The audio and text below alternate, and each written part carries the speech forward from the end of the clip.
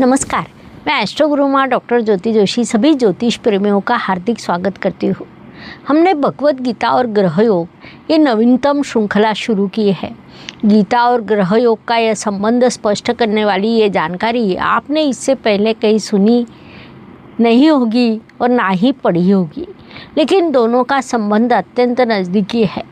ग्रहों का कारकत्व स्पष्ट करने वाला अत्यंत बड़ा ज्ञान भगवत गीता में है, जो हम श्रृंखला में ज्योतिष प्रेमियों के सामने रखने का प्रयास कर रहे हैं। आज हम कुंडली के स्थान और गीता के अध्याय इस विषय को विस्तार से अध्ययन करने वाले हैं।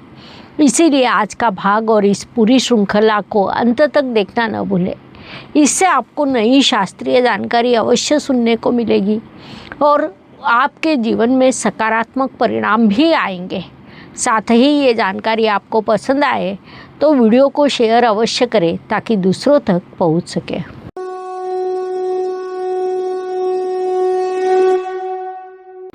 भगवत गीता को हम जब पढ़ते हैं तब वह हमारे सामने नए रूप में आती है। अर्थात जब हम गीता पढ़ते हैं तब उसमें नई चीज़ें हमारी सामने आती है। गीता का हर श्लोक, हर वचन कहीं न कहीं हमें कुछ नया कहता है।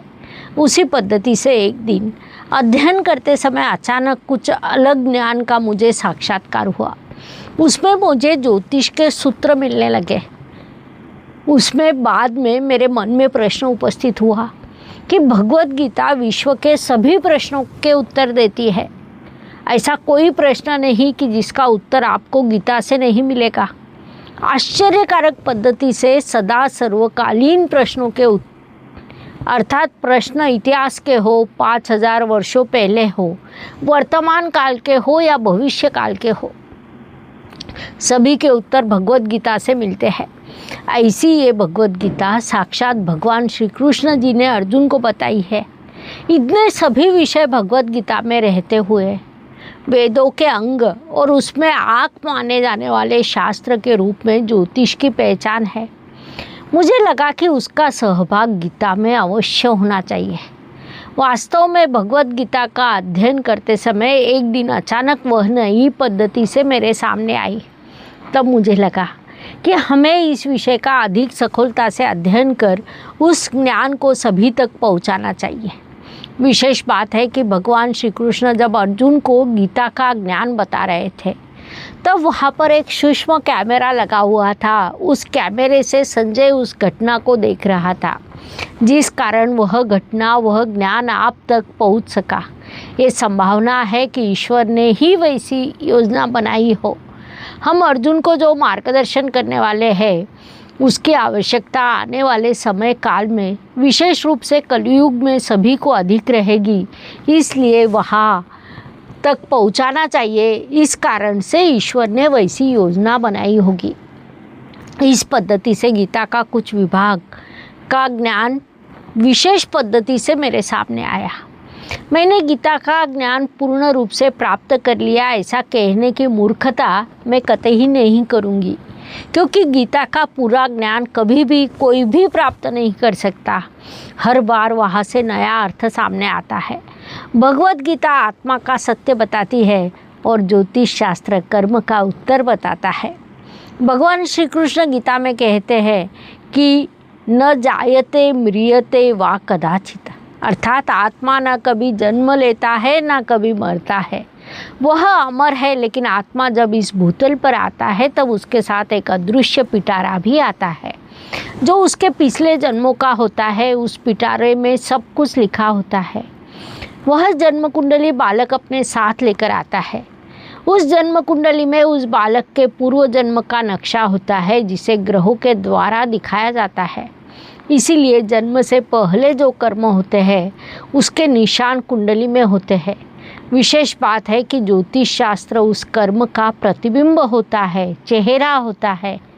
आत्मा भले ही अमर हो, फिर भी कर्म को ग्रहों का उत्तर देना पड़ता है। संक्षेप में कहा जाए तो गीता आत्मा का सत्य बताती है, ज्योतिष उस आत्मा द्वारा किए गए कर्मों का उत्तर हम तक पहुंचाता है।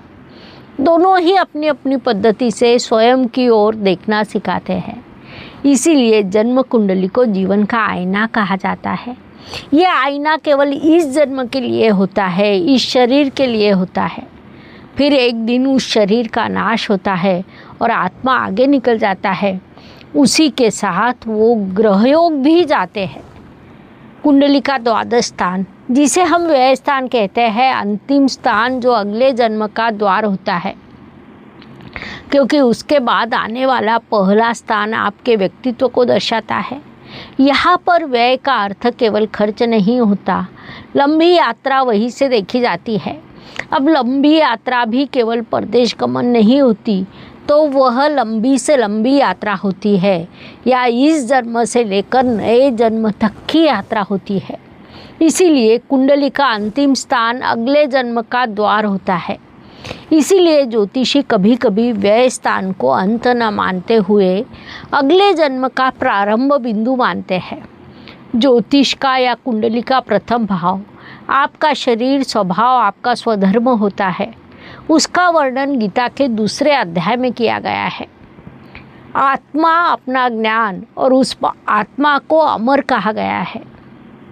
इसके बाद कुंडली के द्वितीय स्थान को धन स्थान कहा जाता है। धन, परिवार, वाणी, इन सभी विषयों को हम वहाँ से देखते हैं। इस स्थान का संबंध गीता के 6 अध्याय से है। उसमें ध्यान योग दिया गया है। उसमें संतुलित जीवन, संतुलित वाणी और संयमित इच्छा शक्ति का वर्णन किया गया है। इसके बाद कुंडली का तृतीय स्थान परिश्रम स्थान होता है। वहाँ से हम प्रयास देखते हैं, साहस देखा जाता है, पराक्रम देखा जाता है, भाई देखे जाते हैं। इस स्थान का संबंध भगवद गीता के 3 अध्याय से है, जिसमें कर्मयोग दिया गया है। यहाँ कर्मयोग और आत्मविश्वास देखा जाता है।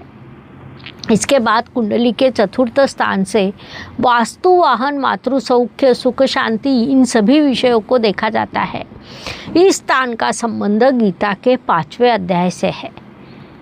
यह अध्याय संन्यास योग दर्शाता है, जहाँ चित्त शुद्धि एवं अंतरंग की निर्मलता दिखाई देती है, जो निर्मलता माता के प्रेम में होती है।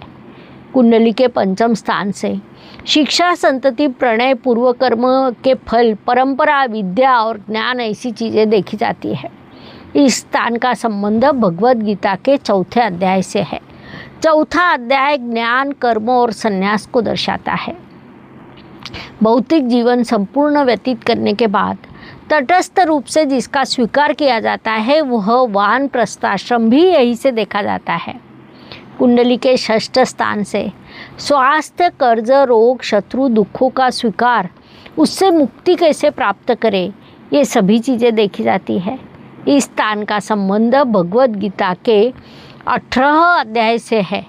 संन्यास और मोक्ष कैसे प्राप्त करना है, ये हमें सीखने को मिलता है। दुख आने वाला है, आएगा और जाएगा, उसका स्वीकार कर तटस्थ होकर मुक्ति का मार्ग कैसे स्वीकारा जाए, ये ज्ञान हमें गीता के 18वें अध्याय से सीखने को मिलता है। कुंडली का 7म स्थान वैवाहिक जीवन साथी का स्थान होता है। जीवन साथी, समाज, व्यवहार, इन सभी चीज़ों को हम उस स्थान से देखते हैं। उस स्थान का संबंध भगवद गीता के 7वें अध्याय से है। यह अध्याय हमें ज्ञान, विज्ञान सिखाता है, समत्व बुद्धि सिखाता है।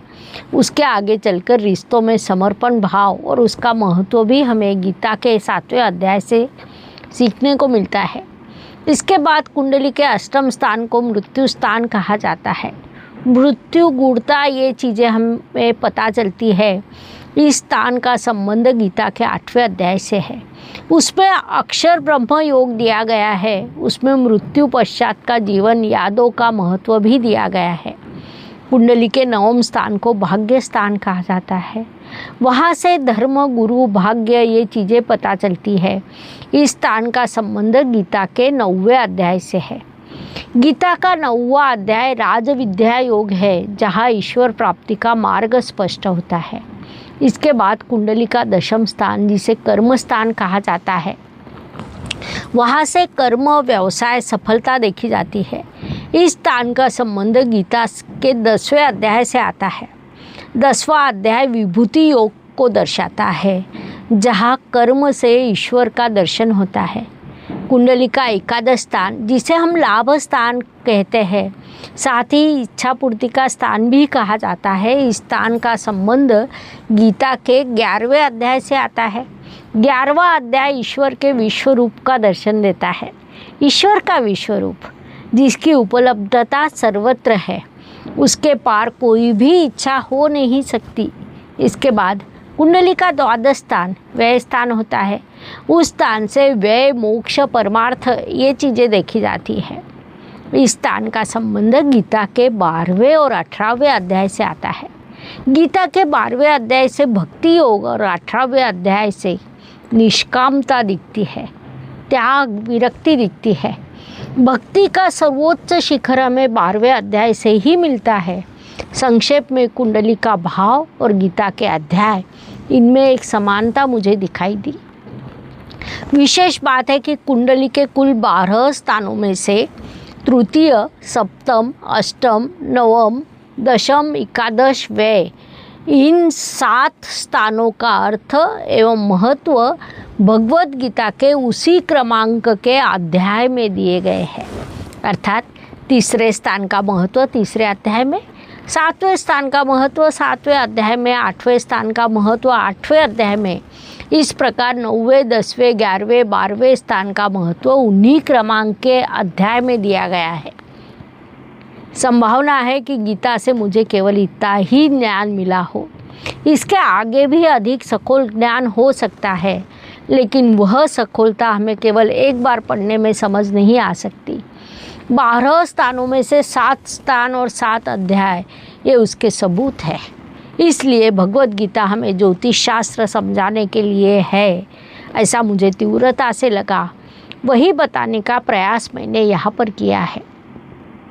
ये शास्त्रीय जानकारी अच्छी लगी है, इस पर आपके विचार कमेंट सेक्शन में अवश्य लिखें। गीता का अध्ययन करते समय विशेष ग्रह योगों का भी अध्ययन किया गया विश्लेषण मुझे देखने को मिला। उस दृष्टि से मैंने अपने विचार सामने रखे हैं। भगवद गीता और ग्रह योग, यह श्रृंखला हमने इसी उद्देश्य से शुरू की। शनिदेव और कर्मयोग, इस विषय पर वीडियो हमने इसी चैनल पर दिया है। यदि आपने वह भी देखा है तो उस पर भी आपके विचार लिखें। वह कमेंट सेक्शन में लिखना न भूलें, क्योंकि यह सब संशोधन का हिस्सा है। संशोधन किसी अकेले का काम नहीं होता, उसके लिए दूसरों की मदद अवश्य लगती है। ये एक सामूहिक प्रयास है। हमने मंगल ग्रह और युद्ध योग ये विभाग भी दिया है। अगले एक एक विभाग देने का प्रयास करने वाले हैं। इस संशोधन में आप सभी का सहकार्य चाहिए, सभी के कमेंट चाहिए, इसलिए अवश्य कमेंट करें। धन्यवाद। शुभम भवतु। जय ज्योतिष। ज्योतिष का अध्ययन तथा शास्त्र की शास्त्रीय तरीके से पढ़ाई करने के लिए मेरी 2 किताबें प्रकाशित हो चुकी है, उनका अवश्य लाभ लीजिए। Please like, share and subscribe the channel, और हाँ, बेल आइकॉन दबाना ना भूलें। धन्यवाद।